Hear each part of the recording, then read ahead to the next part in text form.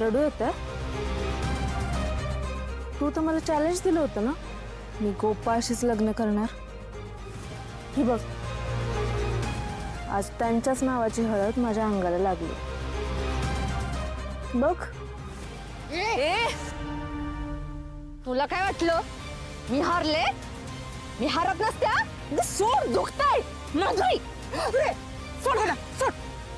माधुरी, बडकी का तिच्या बरोबर असं भांडायला? हा, ये काय प्रसंग तर बघ. काय नाही घरचं आहे. या तुम्ही या. अरे काय तमाशा लावला यो? कोण आहे पोरगी?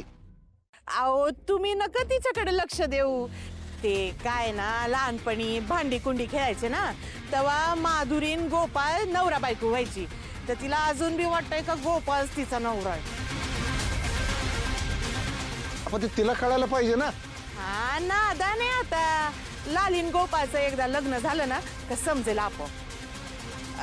तुम्ही चला ना. ओय लाली, चल बाई, ये ये या तुम्ही या. चल. फुलात्या, तू लय चुकीचं वागलीस माझ्याशी. माधुरे, आता सोडून तो विषय विसर. समजा आता हे बघ, त्याची गुणाची बायती. आता तुला बी चांगलं स्थळ येईल की बघ. नाही, मला याच घरात यायचंय. अगं मग ये की, तुला कोणी अडवलंय? पाहिजे तर आता चल. चल बरं. तसं नाही, सून म्हणून यायचंय. अगं मग कुणाची तरी सून म्हणून ये, आम्ही तुला आत घेणार. माधुरी, तुला किती वेळा सांगितलं इथे यायचं नाही म्हणून. त्या घराशी आपला काय बी संबंध नाही. तू चल. अरे पक्या, माझा भाऊ आहेस ना मग तू. भाऊ घरात आलीस तर भाऊ, इथं नाही. इथं मी कुणाला बी ओळखत नाही. ए तू चल. सोडा मला, मी नाही येणार. पप्पा, तुमच्यामुळे हे सगळं झालंय.